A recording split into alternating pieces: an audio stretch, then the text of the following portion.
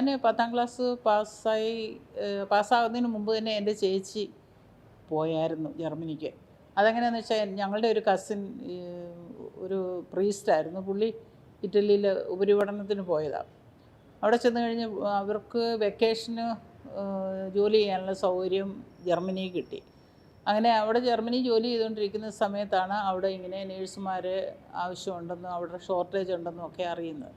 അങ്ങനെ പുള്ളി അടുത്ത ചാൻസിൽ നാട്ടിൽ വരുമ്പോൾ വീട്ടിൽ വന്ന് ഇങ്ങനെ കാര്യങ്ങളൊക്കെ സംസാരിച്ചു. വീട്ടിലാർക്കും അങ്ങനെ വലിയ താല്പര്യമൊന്നുമില്ലായിരുന്നു.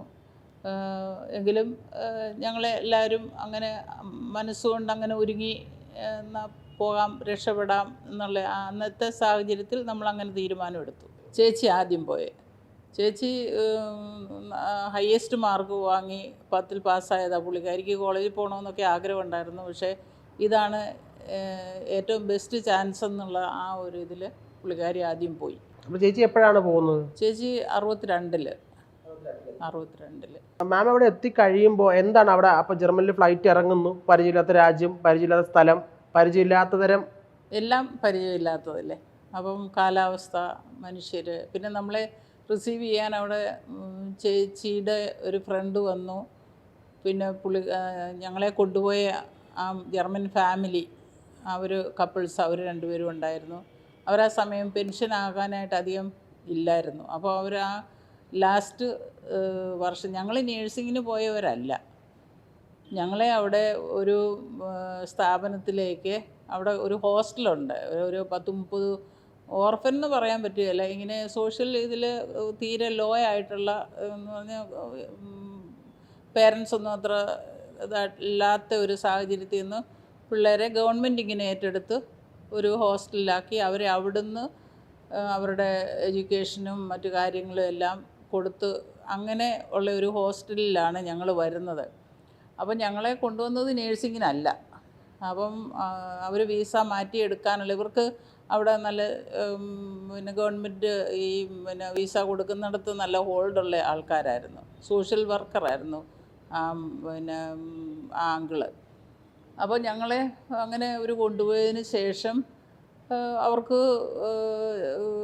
ഞങ്ങളെ ജർമ്മൻ പഠിപ്പിച്ചു. ആദ്യം ഞങ്ങളെ ജർമ്മൻ പഠിപ്പിക്കാനായിട്ട് അവർ തീരുമാനിച്ചു. ഞങ്ങൾ പോകുന്നത് ഏപ്രിൽ മാസമാണ്, ഏപ്രിൽ ലാസ്റ്റാണ് പോകുന്നത്. അപ്പം തണുപ്പൊന്നും അങ്ങനെ മാറിയിട്ടില്ല. പിന്നെ വർഷം 71. അപ്പം ആ സമയം എന്ന് പറയുന്നത് നമുക്ക് ഒന്നാമത് നമ്മൾ ഈ വല്ലാത്ത ചൂടല്ലേ ആ സമയത്ത് നമുക്കിവിടെ. ആ ചൂടിൽ നിന്ന് അങ്ങോട്ട് ഇന്ന് ഈ തണുപ്പിലോട്ട് ഇറങ്ങുമ്പോഴത്തേക്കുള്ള ആ ഫീലെന്ന് പറയുന്നത്, അത് പിന്നെ നമുക്ക് ഒരു ശരിക്കും വെളിവില്ലാത്തതുപോലെ തോന്നും. അപ്പോൾ എവിടാ എന്നതായത് എന്തൊരു തണുപ്പാണ് ഇങ്ങനെ കാലാവസ്ഥ. നമുക്ക് ഇപ്പോൾ ഈ പിള്ളേർക്ക് അറിയാവുന്ന അത്രയൊന്നും നമുക്കന്ന് അറിയത്തില്ല, ഈ ഇൻഫർമേഷനൊന്നും അധികം ഇല്ലല്ലോ. അപ്പം അന്നൊക്കെ എന്ന് പറഞ്ഞാൽ ഒരു റേഡിയോ ഉണ്ട് വീട്ടിൽ. നമുക്ക് തന്നെ നമുക്കറിയാമല്ലോ ആ കാലയളവിലൊക്കെ ഒരു റേഡിയോ എന്ന് പറയുന്നത് രാവിലെ ഉച്ചയ്ക്ക് വൈകുന്നേരം ഹോമിയോ ഗുളിക മാതിരി ഇച്ചിരി വല്ലതും കേൾക്കാം, അത്രയേ ഉള്ളൂ. അപ്പോൾ ആ ഇൻഫർമേഷൻ മാത്രമേ ഉള്ളൂ. പിന്നെ നമ്മൾ സ്കൂളിൽ പഠിച്ചത് ജർമ്മനി ഒരു യൂറോപ്യൻ കൺട്രിയാണെന്നൊക്കെ അങ്ങനെയൊക്കെയുള്ള അല്ലാതെ അറിവൊന്നും ഇല്ല. പിന്നെ പത്രത്തിനകത്ത് നമുക്ക് അധികമൊന്നും ഇൻഫർമേഷൻ പുറം രാജ്യങ്ങളെക്കുറിച്ച് അധികമൊന്നും വരാറില്ല, അല്ലെങ്കിൽ നമ്മൾ ഇംഗ്ലീഷ് പത്രമോ മാഗസിനോ ഒക്കെ വരുത്തണം. അങ്ങനെ അവിടെ ചെന്നിറങ്ങി ആകെ തണുപ്പും. പിന്നെ ചെന്നത് ദൈവാനുഗ്രഹം കൊണ്ട് ചെന്നത് ചേച്ചിമാരുടെ അടുത്തായതുകൊണ്ട്, ചേച്ചിയുടെയും ഫ്രണ്ടിൻ്റെ അടുത്തായതുകൊണ്ട് നമുക്ക് ഇച്ചിരി ചോറും കറിയൊക്കെ കിട്ടി. അത് ഭയങ്കര സന്തോഷമായിരുന്നു. 5-6 ദിവസം ഞങ്ങൾ 3 ദിവസം ഞങ്ങൾ ട്രെയിൻ യാത്ര കഴിഞ്ഞാണ് ബോംബെ ചെല്ലുന്നത്. ഞങ്ങളെ കൊണ്ടുപോകാനായിട്ട് ടിക്കറ്റ് ഇത് ചെയ്ത ആൾക്കാർ അത് വെട്ടിച്ച് കൊച്ചി ടു ബോംബെ ഫ്ലൈറ്റിൻ്റെ ഇത് അവരങ്ങ് മാറ്റി. അപ്പോൾ ഞങ്ങൾക്ക് ഒരു 3 ദിവസത്തെ ട്രെയിൻ യാത്ര. നമ്മൾ അന്ന് വീട്ടിൽ നിന്ന് ഇറങ്ങിയപ്പം ഇട്ട ഡ്രസ്സ് ഭാഗ്യത്തിന് അതൊരു ഡാർക്ക് കളറുള്ള ഒരു സാരി ആയത് കാരണം അന്നത്തെ ഈ കൽക്കരി പുകയും കാര്യങ്ങളും ഒന്നും നമ്മുടെ മേത്ത് ഉണ്ടേലും അറിയത്തില്ലായിരുന്നു. തീവണ്ടി ശരിക്കും തീവണ്ടിയായിരുന്നു. ബോംബെ വരെ ചെന്നു. അവിടുന്ന് അന്ന് വൈകുന്നേരമായിരുന്നു ഞങ്ങളുടെ ഫ്ലൈറ്റ്. അപ്പോൾ അതോടുകൂടി നമ്മളങ്ങ് കയറുക പ്ലെയിനിൽ. പിന്നെ അതിനുശേഷം അവിടുന്ന് ഒരു ബ്ലാങ്കറ്റൊക്കെ തന്ന് നമ്മളതും പൊതിച്ച്, പ്ലെയിനിൽ AC അല്ലേ, അപ്പോൾ നമുക്ക് ഈ AC ഒന്നും പരിചയമില്ലല്ലോ. അപ്പോൾ അങ്ങനെ അവിടുന്ന് ചെന്ന് എയർപോർട്ടിൽ കൊളോൺ എയർപോർട്ടാണ് അന്ന്. കൊളോൺ എയർപോർട്ടിൽ ഇറങ്ങി അവർ വന്ന് റിസീവ് ചെയ്തു. അന്നേരം അവർ ഞങ്ങൾക്ക് കോട്ടും കാര്യങ്ങളൊക്കെ കൊണ്ടുവന്നിട്ടുണ്ടായിരുന്നു. അങ്ങനെ ഞങ്ങൾ അവിടെ ചെന്നു. ഉച്ചയ്ക്കത്തെ ഫുഡ് നമ്മുടെ തനി നാടൻ രീതിയിലുള്ള ഫുഡൊക്കെ കഴിച്ചു സമാധാനമായി. അത് കഴിഞ്ഞ് നിങ്ങൾ എന്നാണേലും ഡ്രസ്സ് മാറിയാൽ മതി, ഇപ്പോൾ കുളിക്കണ്ട, കുറച്ച് കഴിഞ്ഞ് കുളിച്ചാൽ മതി എന്നൊക്കെ പറഞ്ഞ് ഞങ്ങളെ ആശ്വസിപ്പിച്ചു. ഭയങ്കര ടയേർഡായിരുന്നു, ഭയങ്കര ദുർഘടമായിട്ടുള്ളൊരു യാത്രയായിരുന്നു. അപ്പം ഇപ്പോൾ എന്ന് പറയുന്നത് പിള്ളേർക്കൊക്കെ എന്ത് സുഖമാണ്. അവർക്ക് ടിക്കറ്റ് ബുക്ക് ചെയ്തു, നമുക്ക് നെടുമ്പാശ്ശേരിയിൽ നിന്ന് കയറിപ്പോകാം. ബോംബെയിൽ ഒരു ഹോൾട്ട് മാത്രമല്ല ഉള്ളൂ. അന്നൊന്നും അങ്ങനെയല്ല. വളരെ കഷ്ടപ്പെട്ടാണ് ഞങ്ങളുടെ യാത്ര ജർമ്മനി വരെ. പിന്നെ അവിടെ ചെന്ന് കഴിഞ്ഞ് ഈ പറഞ്ഞതുപോലെ ആരും പരിചയമില്ല, ഒന്നുമില്ല. നമുക്ക് കിട്ടുന്ന ഭക്ഷണം വിശപ്പുണ്ടെങ്കിൽ നമ്മൾ കഴിക്കും, അത്ര തന്നെ. അല്ലാതെ നമുക്ക് രുചിയായിട്ട് കഴിക്കാൻ അവിടെ രുചി എന്ന് പറയുന്ന കാര്യം സോൾട്ട് അത്രമാത്രം. ഇപ്പോഴത്തേതുപോലെ കാര്യങ്ങൾ ഫുഡ് ഐറ്റംസ് ഒന്നും അവിടെ കിട്ടാറില്ലായിരുന്നു.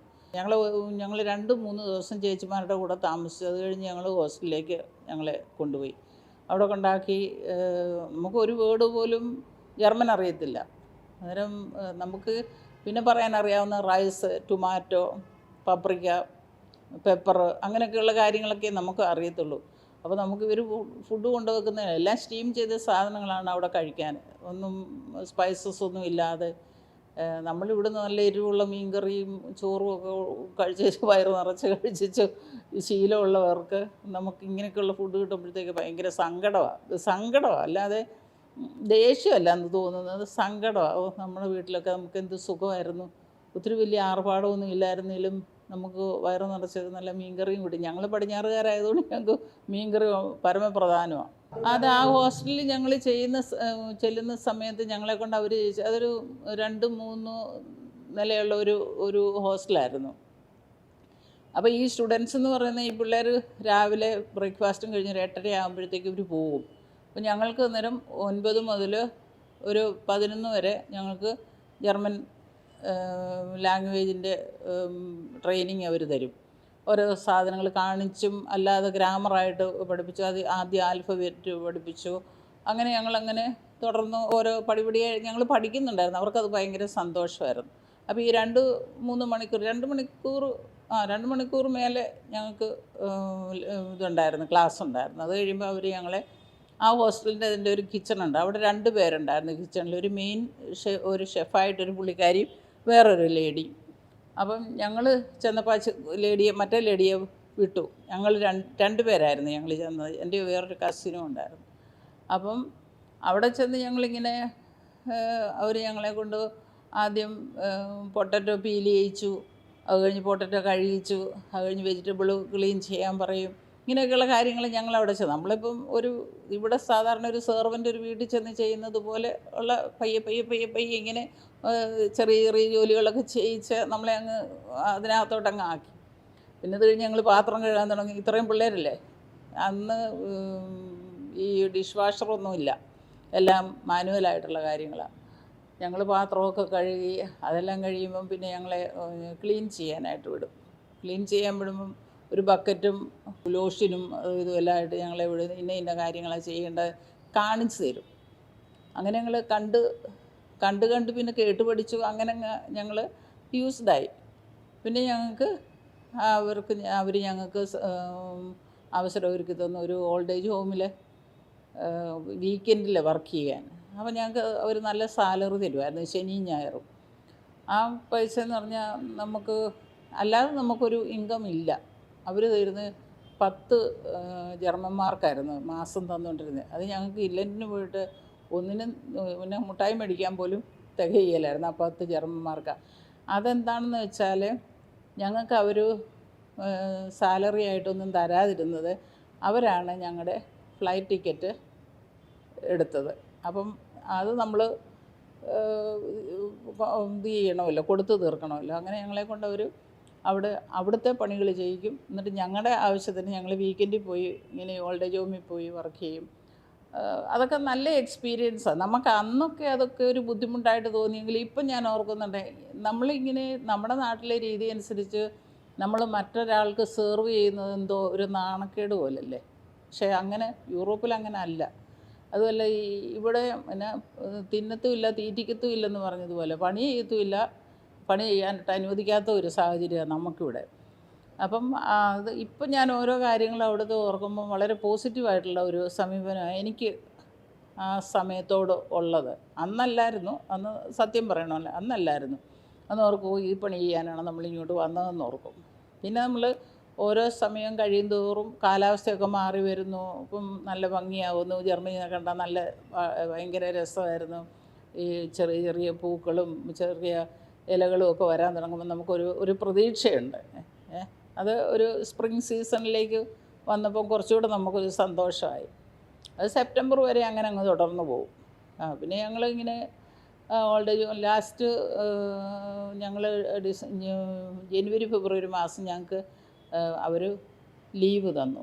ആ ലീവ് തന്നെന്ന് വെച്ചാൽ ഞങ്ങൾക്ക് അപ്പോൾ ഓൾഡ് ഏജ് ഹോമിൽ ഞങ്ങൾക്ക് റെഗുലറായിട്ട് വർക്ക് ചെയ്യാനായിട്ട് പറ്റി.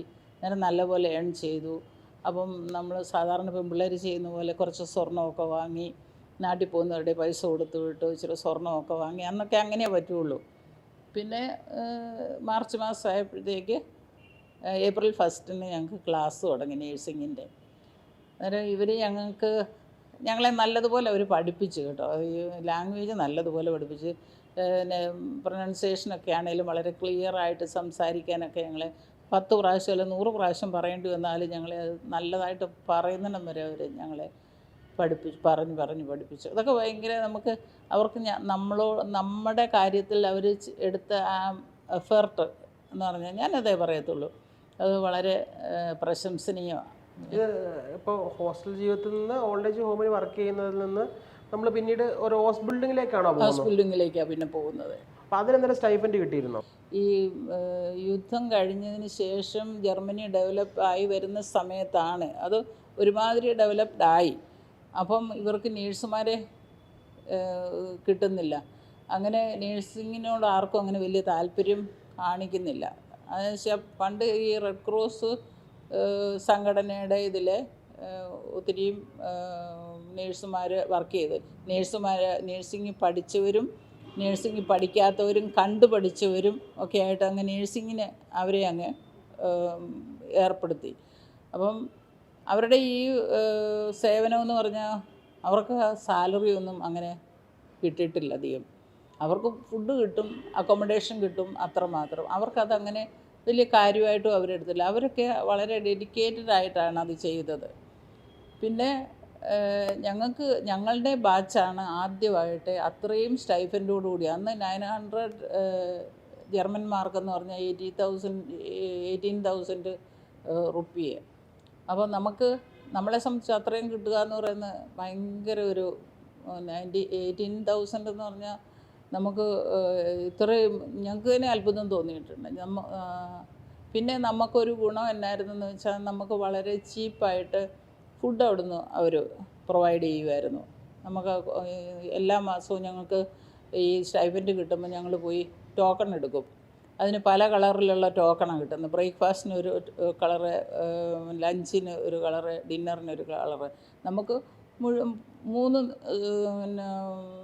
നേരവും നമുക്ക് അവിടുന്ന് ഫുഡ് കിട്ടിയതുകൊണ്ട് നമ്മൾ പ്രത്യേകിച്ച് അങ്ങനെ വലുതായിട്ട് കുക്ക് ചെയ്യേണ്ടി വന്നിട്ടില്ല.